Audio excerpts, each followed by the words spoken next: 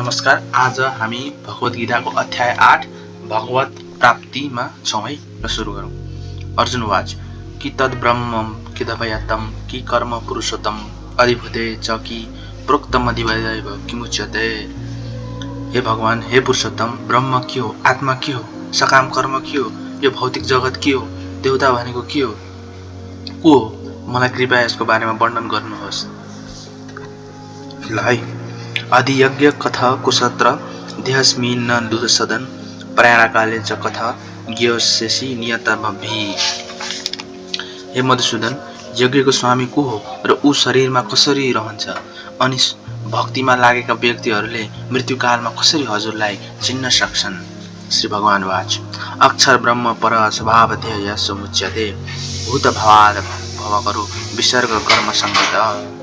भगवानले भन्नुभयो, अविनाशी एवं दिव्य जीवलाई ब्रह्म भनिन्छ र उहाँको सनातन स्वभावलाई अध्यात्म वा आत्मा भनिन्छ, अनि भौतिक शरीरको विकाससँग सम्बन्धित क्रियाकलापलाई कर्म वा सकाम कर्म भनिन्छ। अधिभूतो क्षरो भाव पुरुषसद्धि अधियोग्यो सम्यवात्र देहे देहभूता वर।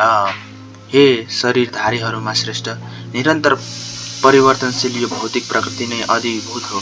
सूर्य र चन्द्र सहितका सम्पूर्ण देवताहरू सहितको भगवानको विरोध स्वरूपलाई अधिदैव भनिन्छ र प्रत्येक शरीरधारीका हृदयमा परमात्मा रूपले निवास गर्ने म परमेश्वर नै अधियज्ञ वा यज्ञको स्वामी हुँ।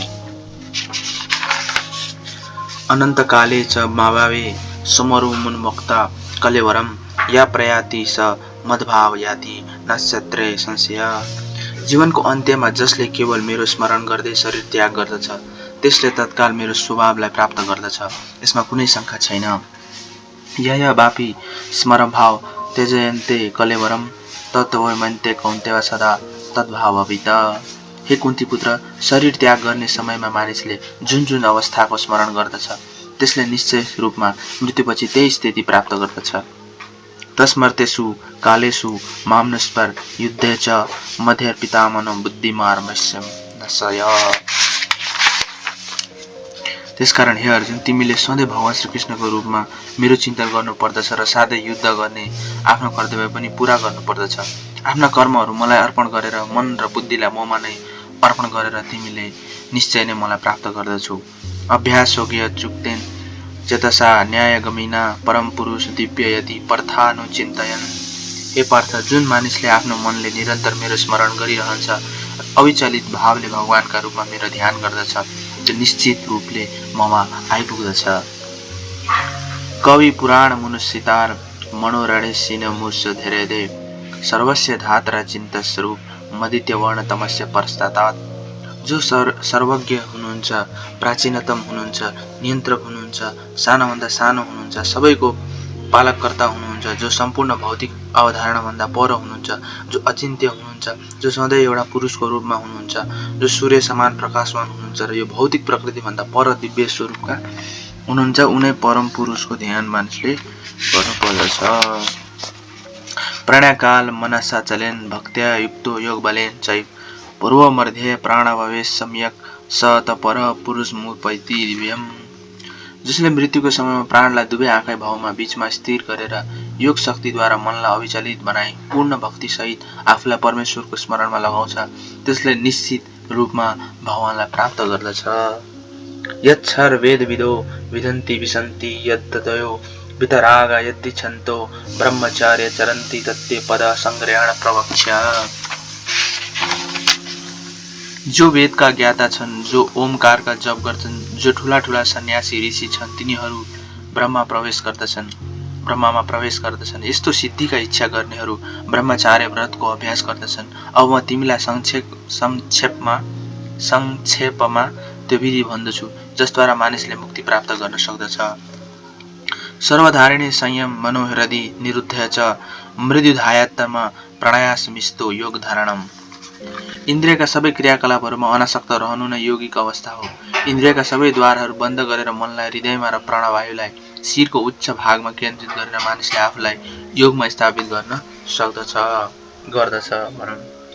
ओम मिथ्याकांक्ष ब्रह्म व्यवहार मनुष्य मरम या प्रयाति तजेन देह स याति परम गतिम। जसले योग अभ्यासमा स्थित रहेर अक्षरहरूको परम संयोग ओमकारको उच्चारण गर्दै भगवानको चिन्तन गर्दछ र आफ्नो शरीर त्याग गर्दछ, त्यसले निश्चित रूपमा आध्यात्मिक लोक प्राप्त गर्दछ। भन्नु पर्यो। अनन्त चेता सतत यो मा स्मृति नित्यस तस्य सुलभ पार्थ नित्य युक्तस्य योगिनी। हे अर्जुन, हे पृथपात्र, मेरो भक्तिमा तल्लीन रहने र अनन्य भावले निरन्तर मेरो स्मरण गरिरहने योगीका निमित्त म सधैँ सुलभ हुन्छु। मामुपेत्य पुनर्जन्म दुःखालयम शाश्वतम नम्पुनवन्ति महात्मन संस्थिति परम गता। मलाई प्राप्त गर्ने भक्ति योगी महापुरुषहरू दुखले पूर्ण यो अनित्य जगतमा फेरि कहिले फर्केर आउँदैनन्, किनभने तिनीहरूले परम सिद्धि प्राप्त गरिसकेका हुन्छन्।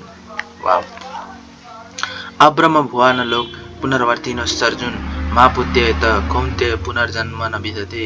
ब्रह्मलोकदेखि भूलोकसम्मका सबै लोकहरू जन्म र मरणको चक्र चलिरहने दुःखमय स्थान हुन्। तर हे कुन्ती पुत्र, जो मेरो धाममा पुग्दछ उसलाई फेरि कहिल्यै जन्मनु पनि पर्दैन र मर्नु पनि पर्दैन।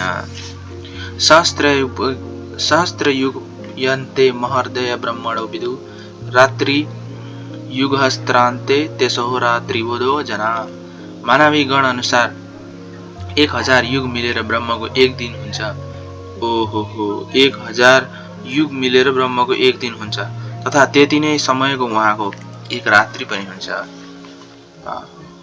अव्यक्तादव्यक्तय सर्वा प्रभन्तयरगम रात्र्यागमे प्रलियन्ते तत्र व्यवसंज्ञगे। ब्रह्माका दिनको शुभारम्भ हुँदा सबै जीवहरू अव्यक्त अवस्थाबाट व्यक्त हुने गर्दछन्, अनि जब ब्रह्मको रात सुरु हुन्छ असहाय बनेर ती जीवहरू फेरि अव्यक्तमा विलीन हुन्छन्। भूताग्राम स एवाय भूत्वा भूत्वा प्रलियते रात्रगमस्य पार्थ प्रभावक्तहरगमे। जब जब ब्रह्माको दिन उदय हुन्छ सबै जीवहरू बारम्बार प्रकट हुन्छन् र ब्रह्माको रातको आगमनसँगै ती जीवहरू निराश्रय भएर विलीन हुन्छन्। परास्त मुक्तु भावन्यस्य व्यक्तो व्यक्ता सनातन य सर्वेषु भूतेषु नश्यत्यसु न विनशयति।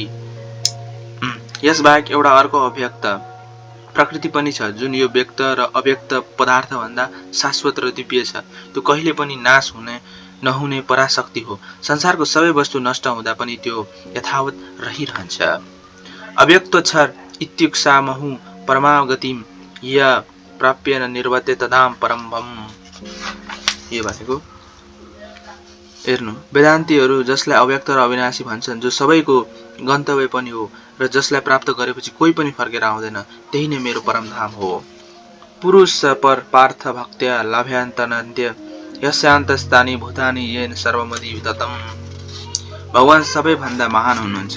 उहाँलाई अनन्य भक्तिद्वारा प्राप्त गर्न सकिन्छ। यहाँ आफ्नो धाममा विराजमान हुनु भएर पनि सर्वव्यापी हुनुहुन्छ र उहाँमा नै सबै वस्तु अवस्थित छन्। यत्र काले त्वान मृति चैनम योगिन प्रयात शान्तित्काल वक्षमै भरतवर्ष भव। हे भारत श्रेष्ठ, अब म तिमीलाई ती विभिन्न समयहरूको वर्णन गर्दछु जुन समयमा योगीले यो संसारबाट बिदा लिँदा ऊ पुनः यो संसारमा फर्कन पर्दछ वा पर्दैन। यो पनि ठिक छ। अग्निज्यातिर शुक्ला पणसरम उत्तरणम तत्र प्रयात गच्छति ब्रह्म ब्रह्मविदो जना।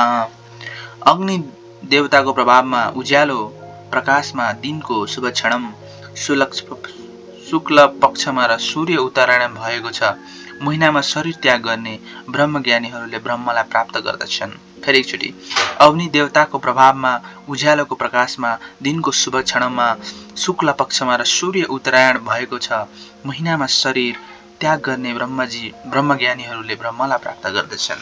उज्यालोमा गर्नुपर्छ। धूम रात्रिस्थ कृष्ण पणसस दक्षिणायम तत्र चन्द्रमस ज्योतिष्यर्गी प्राप्य निर्वर्तिते। धुवा रात्रि कृष्ण पक्ष र सूर्य दक्षिणायन भएको समयमा शरीर त्याग योगी चन्द्रलोकसम्म पुगेर फेरि पृथ्वीमा फर्केर आउँछ। फेरि धुवा रात्रि कृष्ण पक्ष र सूर्य दक्षिणायन भएको समयमा शरीर त्याग्ने योगी चन्द्रलोकसम्म पुगेर फेरि पृथ्वीमा फर्केर आउँछ। धुवा रात्रिमा गर्नु भएन है। शुक्ला कृष्ण गति ऋते जगत शाश्वते मते एकाया यातना वृत्ति मन्या वर्तेत पुनः। वैदिक मतानुसार यो संसारबाट प्रायण प्रस्थान गर्ने दुईवटा मार्ग छन्। पहिलो प्रकाशमय मार्ग र दोस्रो अन्धकारमय मार्ग हो। प्रकाशमय मार्गबाट जाने व्यक्ति फर्केर आउँदैन, तर कृष्ण मार्ग वा अन्धकारमय पथबाट जाने व्यक्ति फेरि पृथ्वीमा फर्किन्छ। नेति सूत्री पार्थ जनयोगी मुह्यति कश्चन त्यसमर्वेषु कालेषु योगयुक्ते भवार्जुन। भक्तहरू यो दुवै मार्गसँग परिचित हुने हुँदा कहिले पनि मोहग्रस्त हुँदैनन्। तसर्थ हे अर्जुन, तिमी सधैँ भक्तिमा स्थिर हो। वैदेषु यज्ञेषु तपसु चैव दानेषु यत् पुण्यफल प्रतिष्ठम् अत्यति तत्सर्मिद विदित्वा योगी परस्तान्नुमवैच्छादम्। जसले भक्ति मार्ग स्वीकार गरेको छ उसलाई वेदको अध्ययन, तपस्या, दान, दार्शनिक चिन्तन तथा सकाम कर्म गर्दा प्राप्त हुने फलबाट वञ्चित हुनु पर्दैन।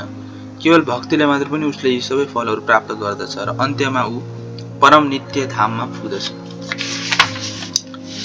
यसै गरी आजको श्रीमद् भागवत गीताको ग्रन्थ अन्तर्गत भगवान प्राप्ति 8औं अध्याय सकियो। भोलिदेखि हामी अध्याय 9 परम गोपनीय ज्ञान सुरु गर्छौँ। हस्त आजको लागि यति नै। जय नेपाल। हजुरहरू पनि पढ्नुहोस्, एकदम ठिक छ।